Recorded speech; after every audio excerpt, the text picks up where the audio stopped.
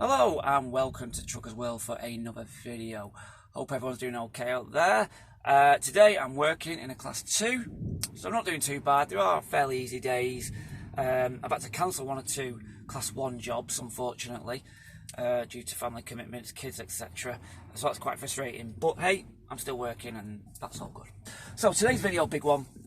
I've been trying to do it for about a month or so now, and it's all about helping you guys basically get experience and get out driving. You've passed your class 2, you passed your class 1, it's both the same. They both probably require 6 months, 12 months, you've seen it. It's very frustrating, you know, and you're impatient, you want to use it. Well, I do, you know. So how do you get work? Well, you know, to cut a long story short, and I'll get back to this later on, patience. I think that's what it's going to come down to, and you have to basically respect that, get your head around it, you know, and kind of become friends with that word. You know, I hate that word, I really do, but there you go. That's what it's probably going to come down to. So first of all, you have to decide, obviously, what kind of job you want. Now, this will depend on your circumstances. Some people might have been working an 8-hour day in an office, decided to have a change of career, gone straight to class 1.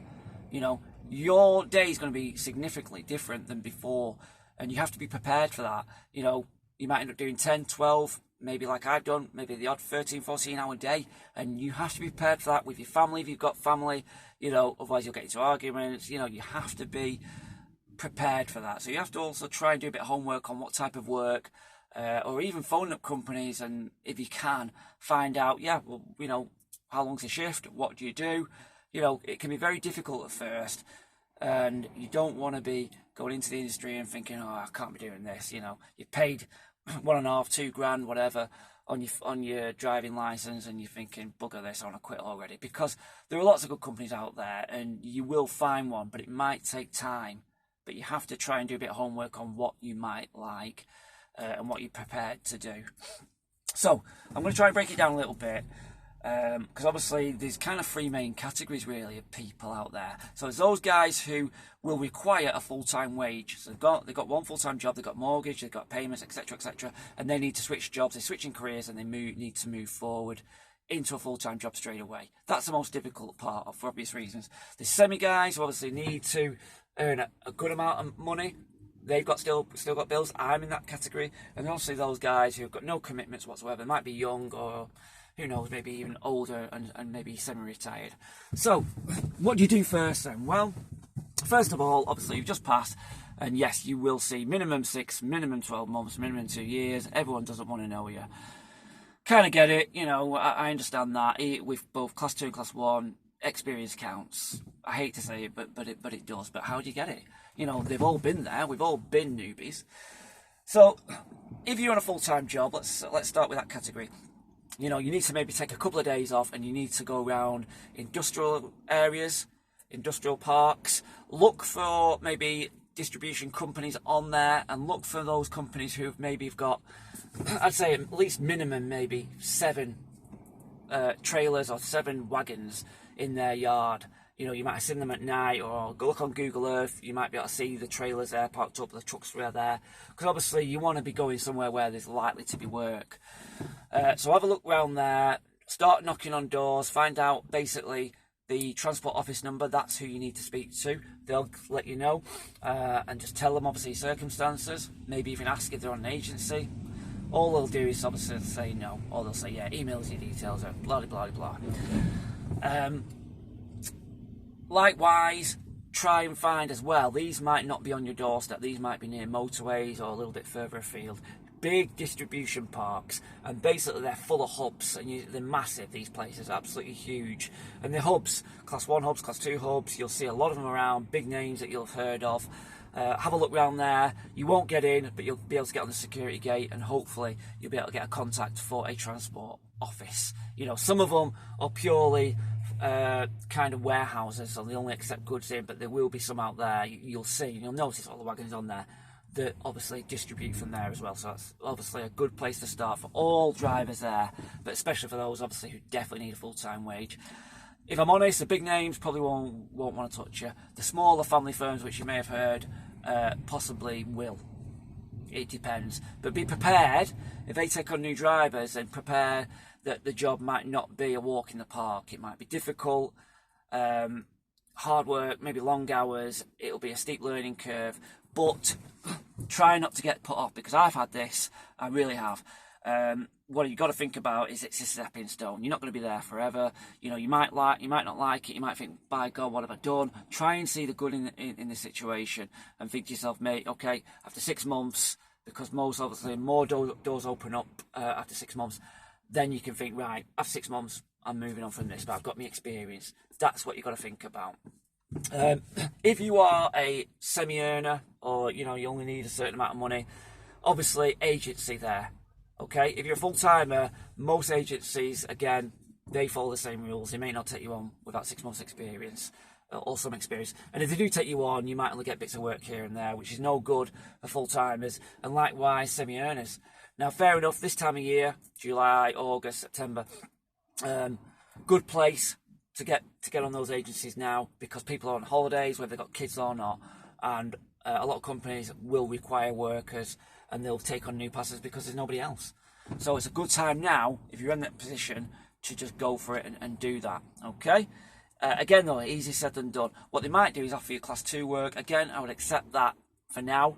It might be a bit frustrating if you're a class 1, I get that, but it will get you used to, this is if you've gone to car to class 1, it will get you used to your vehicle, tachos, loading, it'll get you used to that logistics world. It's a big world out there, and it will take some getting used to. Okay, so also as well, I will say, is that don't be afraid of travelling. Okay, I travel a lot of miles to work. I think 30 miles to work. I don't need to, but because of the jobs I want and the jobs I might like, I'm prepared to travel. That's fine. And you'll find that maybe some big distribution areas are way out there, you know, 20 odd miles. So, you know, don't be scared of putting some miles on your car, you know, because you'll need to. If you're trying to look for jobs on your doorstep, it's going to be even harder as a new pass, without a shadow. Even with experience, they're hard to find, you know. So don't be scared to go out and travel. And that's about it as far as newbie goes, really. You know, knocking on doors might be the better option over agencies. I think that runs across all boards. Obviously, if you're you know, if you don't have a mortgage, your outgoings are extremely little, you can afford to earn £100 a week, then yeah, get yourself an agency and see what you can find. There will be some who will take on new passers, like I say, especially this year. Maybe not, you know, going into October beyond, or, you know, early part of the year up to summer, you know, but if you've passed now, it's a good idea, if you're in that position, to get on agencies and look for them now. Some will register, you may as well register with them, they might not have anything, but some will say specifically at the bottom, new passers are welcome. I've had that, and I've been on that, and that's why I've managed to get some class 1 experience, so it does work. But again, that's probably only for those who only need to earn little, or maybe a midway wage. If you obviously require full-time wage, might not work out. You know, you can't rely on agencies to give you a full-time wage. It's very, very difficult. So obviously then what do? Let's just say you're still struggling, you know, everyone's shutting the door in your face, you can't do anything. What do I do? Well, you know, 6 months, it's not long to wait.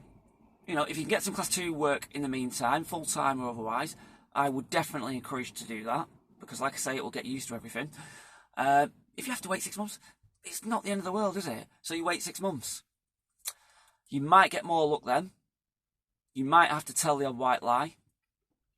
That's your decision, whether you feel confident in your abilities. Let's just say after 6 months you're still not getting anything. Let's just say, you know, that option is probably more amenable to people like myself who only need to earn a certain amount, and those who need to earn nothing. What if you're a full-timer and you're still struggling 6 months, and you're honest, you think, I haven't had much experience, what do I do? And you're still struggling. You know, it might be that you might have to wait a year, you know, and I know that's something that you don't want to hear, but it might have to. And most companies, or certainly agencies, will say must have held a license for a year. So it's not quite necessarily need a 1 year's experience, it might have just been held for a year. And rest assured then doors will open up, you know. And I think at the end of the day, you might just have to put yourself out there. You know, you have to be careful. You'll soon pick it up. It's like riding a bike. You won't forget, but some areas will be tricky. But it might just be a case of putting yourself out there when the time comes. It is very difficult to those full-timers because obviously you're trying to get in a full-time wage. If you can, and you've got the option, you know, try and reduce your bills as much as you can where you can. You know, maybe go on agency for 6 months in the summer. Again, timing's everything. And if you have to wait another 6 months to get to that summer, it might be worth that. It might be worth it. But I think that's what it comes down to. For me at the minute, I've been lucky. I've managed to get an agency and get some class 1. Let's just say that option wasn't there. What would I do? Well, I'd look for the bigger companies that might train you, that might pay lesser wages. If that wasn't an option, I would wait 6 months, and then I would say, look, I've had this experience, that experience, I'm confident of doing this, confident doing that, and I would hopefully get work. Then, after 6 months on an agency, and I would then start to look for full-time jobs, potentially within that 6 months period. It's not going to be easy, you know, I guarantee it. It really isn't, but I don't really know what more advice I can give you. I think the best advice I can give, if you can, lower those bills. If you've got outgoings where you have to take a full-time job, try and lower those bills, because that really will help you. That way you can go an agency, you can get 3 or 4 days a week, and believe it or not, you'll make a bit of money if you're doing like long hours on those times, and it'll just give you that bit of confidence and allow you to maybe to apply for those full-time jobs because you've got experience. That's probably the best bit of advice. If you can't, then it's about biding time and slowly getting into the industry. Maybe starting off class 2, building up. If you want to go then class 1, 6 months, maybe, you know, having in the summer, maybe doing a month on agency, just quitting whatever you've been doing and getting that, you know, 1 month to 2 months experience, and then trying to get some jobs after that. At least if you don't get those jobs, you've got some experience and you can build that up again. And then, you know, worst case scenario, let's just say you're doing a few jobs here and there and you haven't had much. Certainly after 2 years, if you've had your license for 2 years, you're putting that down your CV, and you know you're sounding confident on your CV as well, then you'll certainly start getting something then, you know, without a doubt. So doors will open up, but it's going to require patience. And like I said, if it was me, I would wait 6 months, start generating a few jobs, building up, and then before you know it, it'll be a year, and then before you know it, even more doors open up. So I think it's just about being patient. Really difficult, totally get it, without a shadow of a doubt. But yeah, that's what I would do. I don't think I would send my CVs to everybody. You need to speak to specific people, transport officers, transport managers. That's who you need to speak to, email addresses, and go from there. There will be opportunities. Doors will open up. Might just take a bit of time. So anyway, I hope this video has been some help to people out there. I know it might not be what you want to hear. I know it also depends on your situation as well.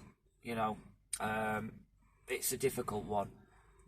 Just a couple of tips. So like I said, just to conclude this video, get those bills reduced if you can. Try not to be too fussy when taking a job. Obviously, if you can't be sleeping out all week, that's fine. If you can't do like 14-hour days, that's fine as well. But as far as the type of work goes, you know, try your best to just try take on anything you can if possible. Tipper drivers, I think, are quite good that way, from what I've heard. Careers advice, you might want to look into them. They might be able to help you as well. Get into work. Don't be scared to travel, and try not to be put off. At first in the industry, you might want to do a complete U-turn and think, no, I'm not doing it. But there probably will be some good companies out there. It'll just take some time, and basically patience is the magic word. Okay, so I'm going to leave it at that. It's been a long video. I just want to say good luck to everybody out there. I know from experience how much of a struggle it is, but you just got to hang in there. And like I said, doors will open up, better companies will be out there. So thanks for watching, and keep on trucking.